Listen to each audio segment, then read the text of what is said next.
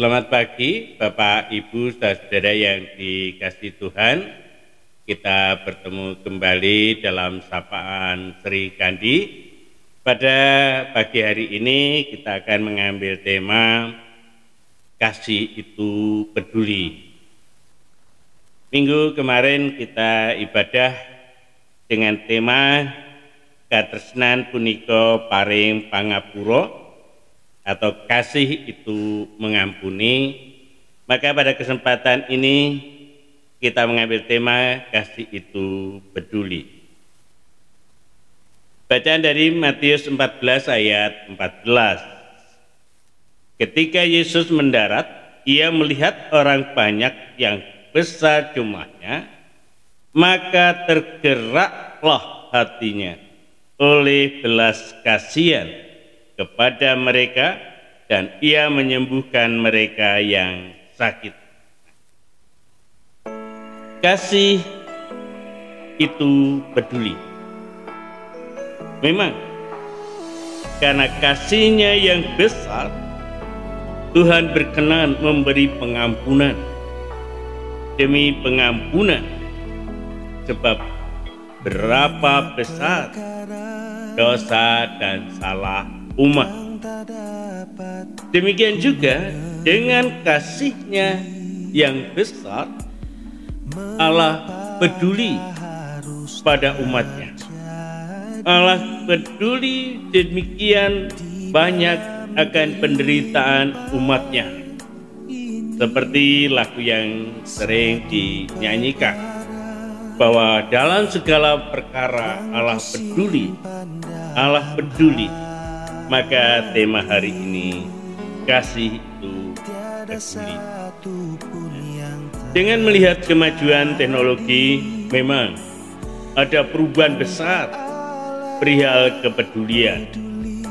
Contoh sederhana, aku posting pelayanan Srifah, banyak teman-teman Facebook yang tidak kenal keluarga duka, mereka tetap mengucapkan turut berbela rasa, turut berduka cita.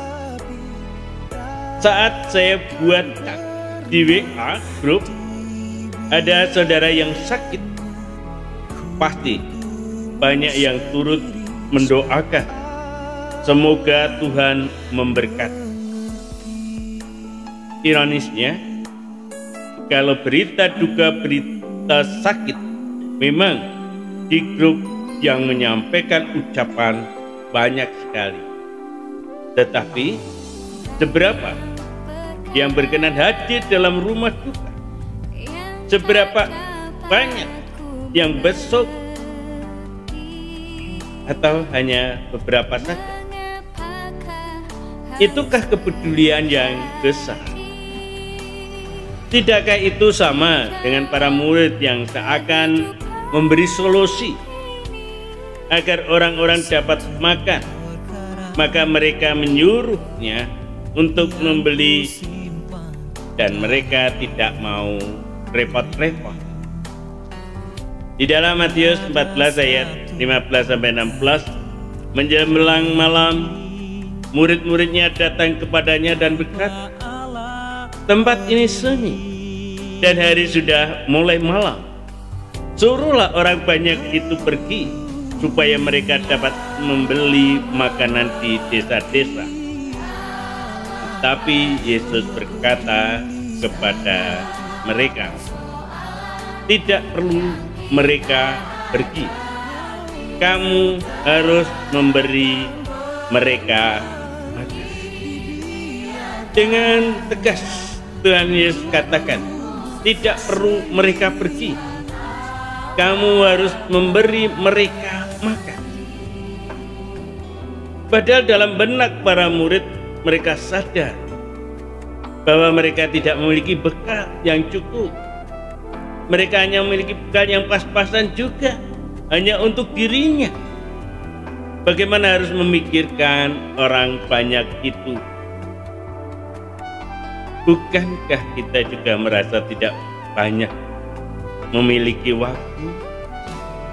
Kita merasa waktu sedikit, kesempatan sedikit, apalagi kesempatan untuk berkunjung, untuk menengok, atau turut hadir dalam rumahku. Mungkin kita akan berkata, datang toh juga hanya berdoa. Berdoa dari rumah juga bisa. Bapak Ibu saudara yang dikasihi Tuhan, bahwa karena perjumpaan banyak hal didapatkan. Kita berjumpa, kita datang, ada tatapan, di sana ada sapaan, demikian juga di sana ada sentuhan. Tatapan, sapaan, dan sentuhan adalah sumber kekuatan. Sumber kekuatan yang didapat sehingga memberi efek kekuatan dan penghiburan. Tuhan Yesus peduli. Di dalam Matius 9 ayat 36, melihat orang banyak itu tergeraklah hati Yesus oleh belas kasihan kepada mereka, karena mereka lelah dan terlantar seperti domba yang tidak bergembala. Yesus peduli. Kepedulian Yesus hadir. Kepedulian Yesus membuat mereka tenang. Kepedulian Yesus merasakan damai. Di dalam Matius 14 ayat 14, ketika Yesus mendarat, ia melihat orang banyak yang besar jumlahnya, maka tergeraklah hatinya oleh belas kasihan kepada mereka, dan ia menyembuhkan mereka yang sakit. Belas kasihan Yesus hadir, menguatkan, memulihkan, menyembuhkan. Yesus menjamah mereka, memberkati mereka, dan mereka melihat Yesus, merasakan kehadiran Yesus memberi kekuatan. Kehadiran Yesus menyemangati mereka, mereka sembuh. Di dalam Matius 15 ayat 32, lalu Yesus memanggil murid-murid dan berkata, hatiku tergerak oleh belas kasihan kepada orang banyak itu. Sudah 3 hari mereka mengikut aku, dan mereka tidak mempunyai makanan. Aku tidak mau menyuruh mereka pulang dengan lapar, nanti mereka pingsan di jalan. Belas kasih Yesus untuk menolong, untuk memberi makan, agar mereka tetap sehat, mereka tidak ingin orang yang telah mengikutinya mati di jalan atau pingsan di jalan, tetapi tetap terjaga kesehatannya, kuat. Yakobus katakan, demikian juga hal dengan iman. Jika iman itu tidak disertai perbuatan, maka iman itu pada hakikatnya adalah mati. Jadi Yakobus juga menandakan bagaimana iman berwujud dalam tindakan, iman berwujud di dalam perbuatan, sikap, tutur kata, tindakan yang nyata. Tidak hanya sekedar selamat malam, silakan makan, silakan berselimut biar hangat, tetapi benar-benar bahwa kedatangannya itu memberikan kekuatan.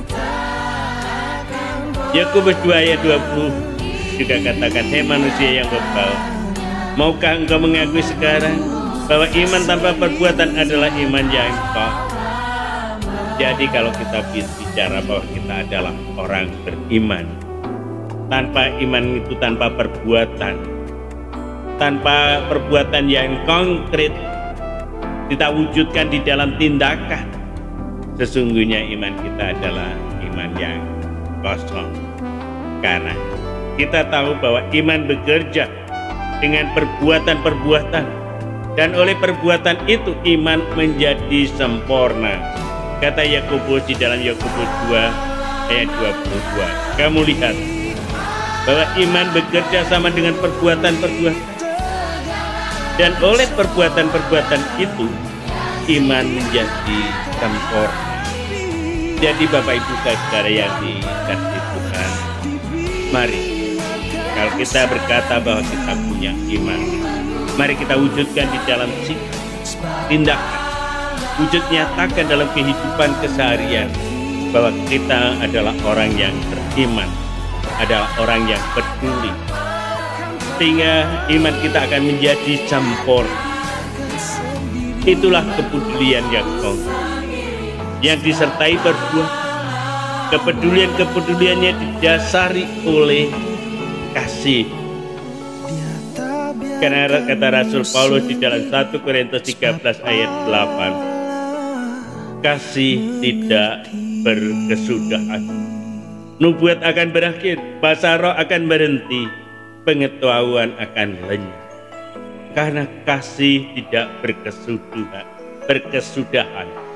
Untuk itu Bapak Ibu Saudara yang dikasihi Tuhan, mari kasih yang ada dalam diri kita wujudkan di dalam perbuatan-perbuatan nyata, yaitu di dalam kepedulian. Seperti Tuhan Yesus yang sangat peduli dengan umat, Yesus yang peduli dengan para murid, seperti juga Tuhan Allah yang peduli. Karena pedulinya akan dunia ini, akan ciptaannya, yaitu karena begitu besar kasih Allah akan dunia ini, sehingga merelakan anaknya yang tunggal. Bapak Ibu Saudara yang dikasihi, kasih Allah begitu besar, diwujud nyatakan dengan kepedulian, wujud konkret. Maka marilah kepedulian kita juga didasari oleh kasih yang benar-benar peduli, kasih yang benar-benar diwujudkan di dalam tindakan nyata. Kepedulian itu hanya dilakukan oleh orang-orang yang memiliki kasih. Bila Bapak Ibu Saudara benar-benar memiliki kasih, maka wujudkanlah di dalam kepedulian. Amin. Ya, Bapak Ibu Saudara yang dikasihi, terlebih kaum Srikandi GKJ Boja, mari bahwa panjenengan benar-benar memiliki kasih yang besar. Mari wujudkan di dalam kepedulian panjenengan. Sebab dari Srikandi GKJ Boja dengan didasari oleh kasih yang besar, maka kegiatan gereja akan terus berkembang, terlebih nama Tuhan dimuliakan. Untuk itu mari kita akhiri temuan pada pagi hari ini dengan doa. Ya Tuhan, terima kasih Engkau telah mengertikan kami bagaimana kami harus peduli, karena pada prinsipnya Tuhan juga mendasari kami semua dengan iman yang taat kepada Tuhan, karena kasih Tuhan yang begitu besar. Untuk itu ya Tuhan, kasih Tuhan yang begitu besar Tuhan wujudkan juga di dalam kepedulian kepada umatnya, untuk menyelamatkan umatnya dari kungkungan dosa, untuk membebaskannya. Demikian juga kami juga terpanggil untuk peduli kepada siapapun, karena Engkau mengasihi mereka semua seperti kami juga mengasihi mereka. Untuk itu ya Tuhan, kiranya kami dimampukan untuk mengasihi seperti Tuhan mengasihi kami. Ya Tuhan, pimpinlah kehidupan kami agar kami boleh senantiasa layak.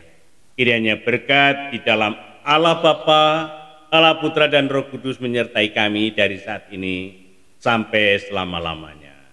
Amin.